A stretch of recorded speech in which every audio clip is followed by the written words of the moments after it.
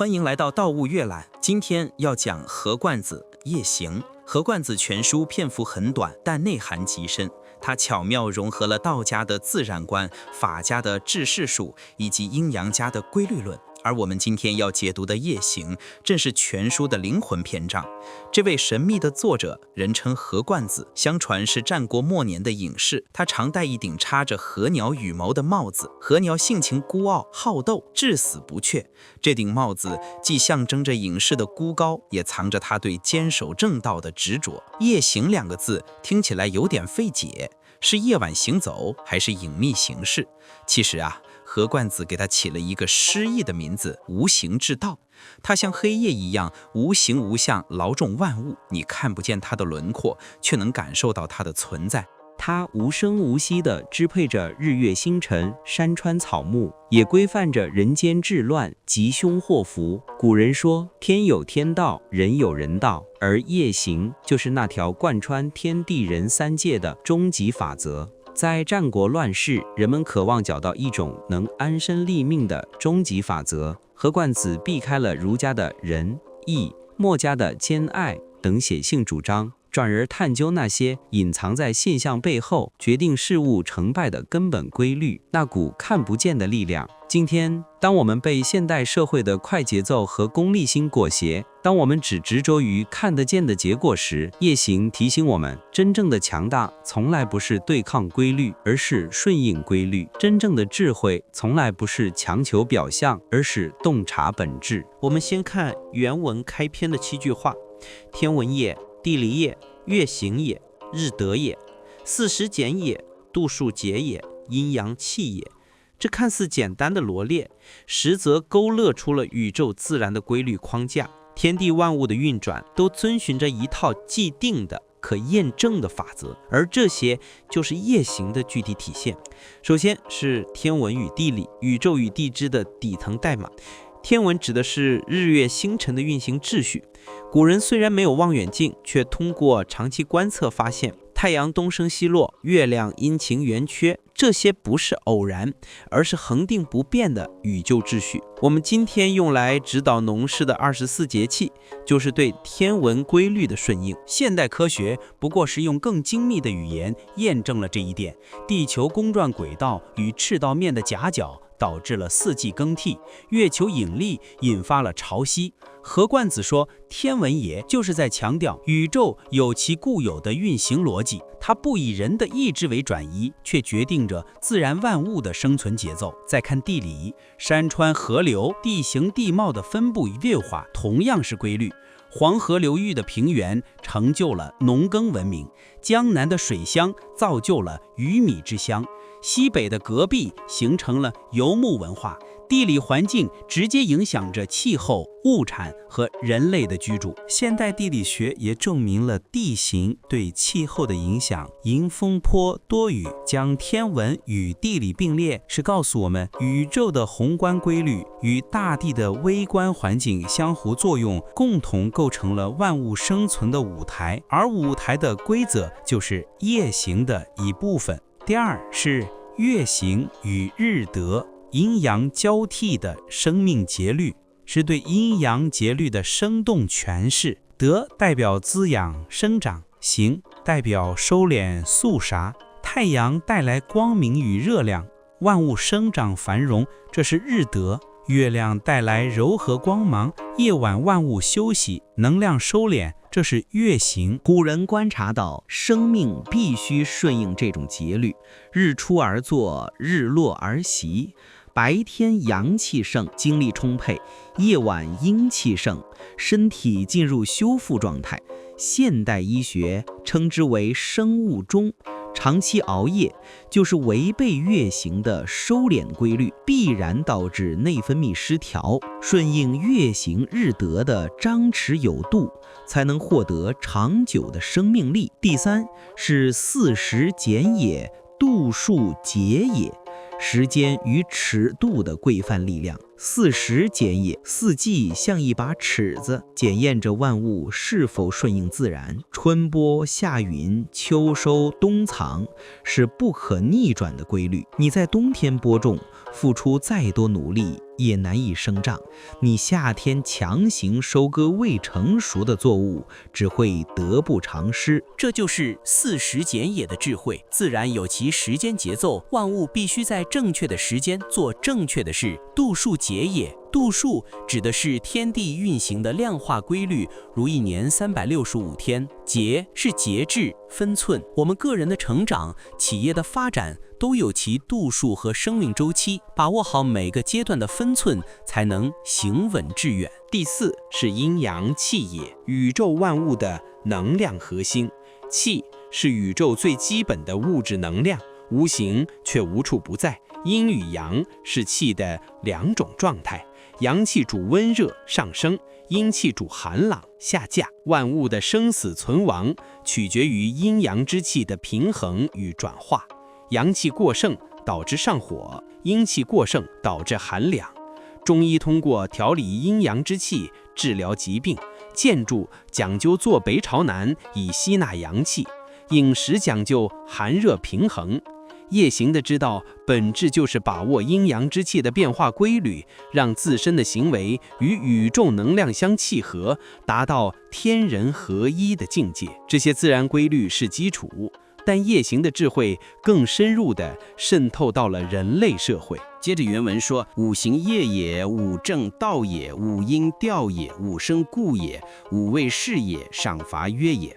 如果说前7句系自然规律，这6句就是人事规律的指南。人类社会的运转同样遵循着与自然相呼应的无形之道。首先是五行业也，万物分类的认知逻辑。五行金木水火土是古人对万物的分类方式，也是社会平衡的框架。五行之间相生相克的关系，构成了万物之间相互依存、相互制约的平衡体系。中医将人体的五脏对应五行来调理，我们更要看到社会的运转也像五行的相生相克，各行业、各群体之间需要相互配合、相互制约，才能保持稳定与繁荣。这就是人事规律中的平衡之道。第二是五正道也，治国理政的核心原则。五正即与五行对应的治理方式，仁、礼、信、义、智。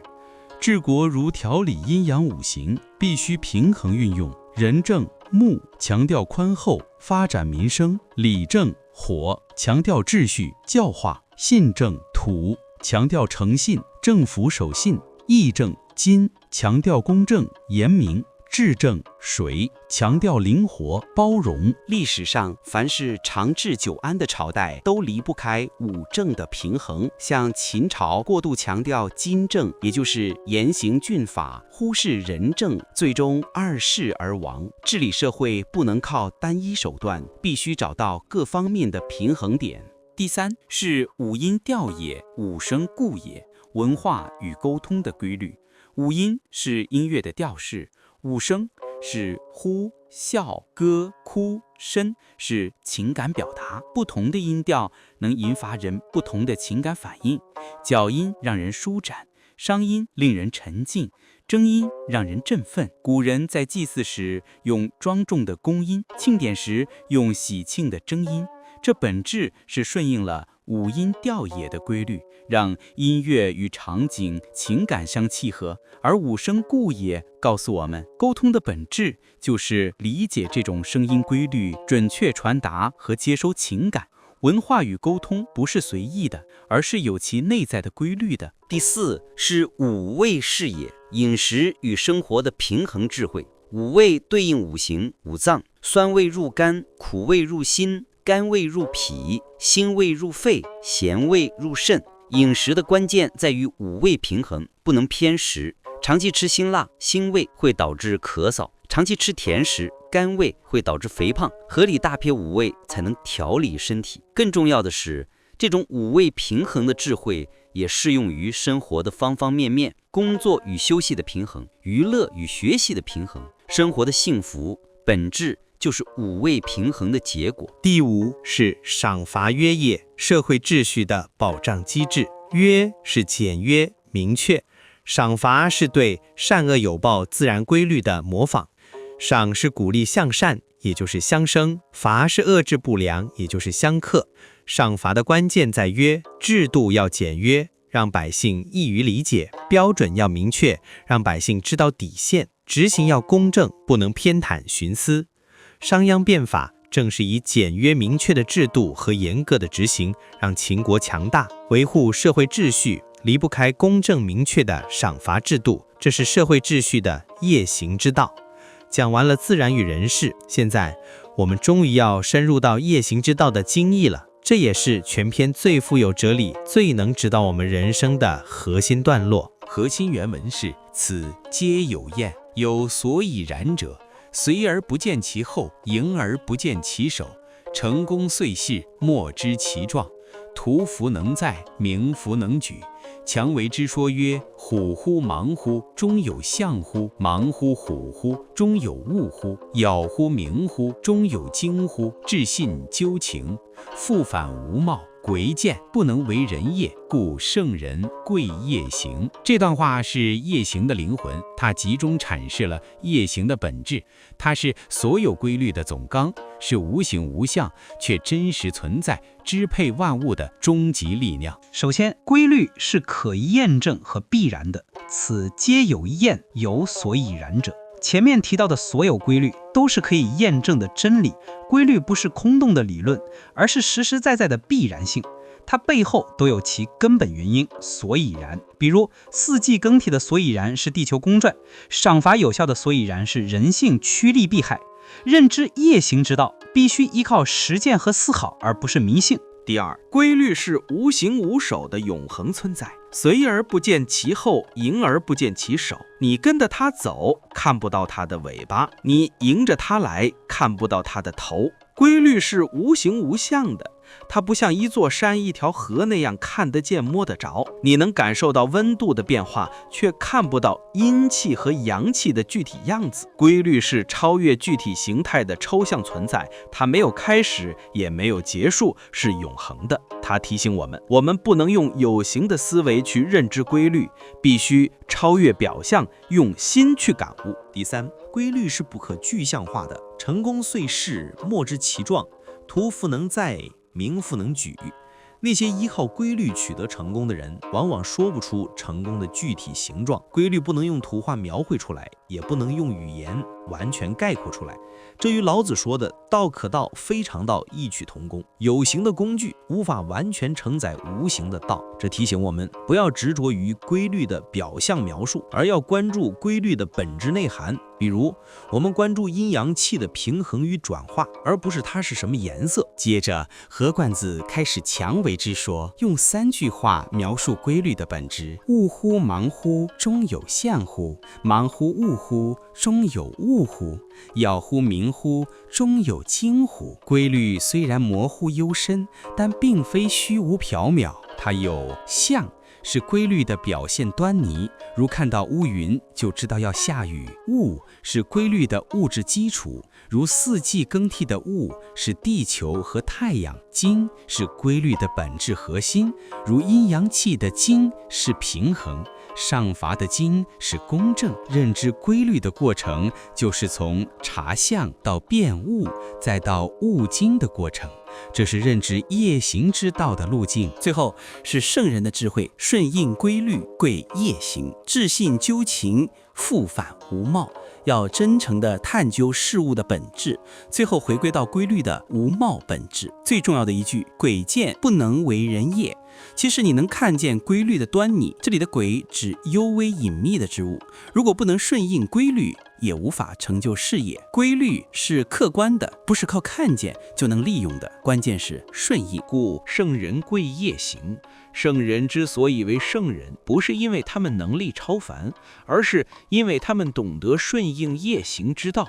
他们不执着于有形的手段，不强行改变事物的发展，而是无声无息地顺应规律，让事物自然发展，最终达到无为而无不为的境界。那么，在纷繁复杂的现代生活，我们如何进行这种古老的夜行智慧呢？夜行的智慧是穿越千年依然有效的生存法则。在快节奏、功利化的现代社会，我们更需要进行夜行之道。第一步，学会认知规律。我们要做到察相、辨物、悟精。比如，你想获得健康，不能只靠吃药。有形的手段，你要察相，感知自己是否精力充沛；你要辨物，分析自己是否熬夜、饮食不规律；最后，你要悟精，把握阴阳平衡的本质。只有顺应规律，才能从根本上保持健康。第二步，敬畏规律，不做逆天而行的事。规律是客观的，它不会因你的意志而改变。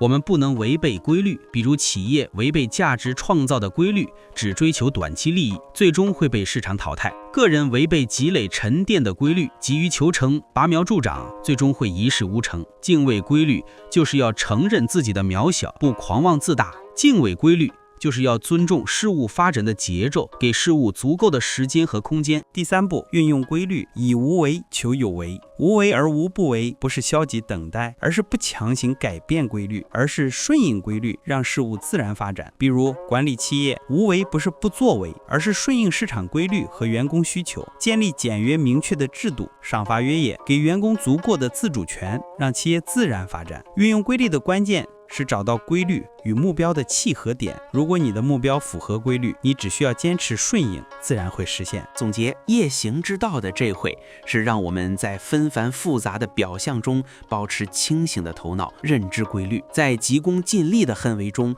保持敬畏的心态，顺应规律。规律就像黑夜中的星光，虽然微弱，却能照亮我们前行的道路。只要我们能感知它、敬畏它、顺应它，就能在人生的旅途中行稳致远，成就真正的成功与幸福。感谢您的收看，如果您对哪一个规律的应用感兴趣，欢迎在评论区留言讨论。我们下期再见。原文：何冠子夜行，天文也，地理也，月行也，日得也，四时简也，度数节也，阴阳气也，五行业也，五正道也，五音调也，五声故也，五味是也，赏罚约也。此皆有验，有所以然者。随而不见其后，迎而不见其首。成功遂是，莫致其状。图弗能载，名弗能举。强谓之说曰：五乎忙乎，中有象乎；忙乎五乎，中有物乎；要乎明乎，中有精乎。至信究情，复反无貌。诡见不能为人业，故圣人贵夜行。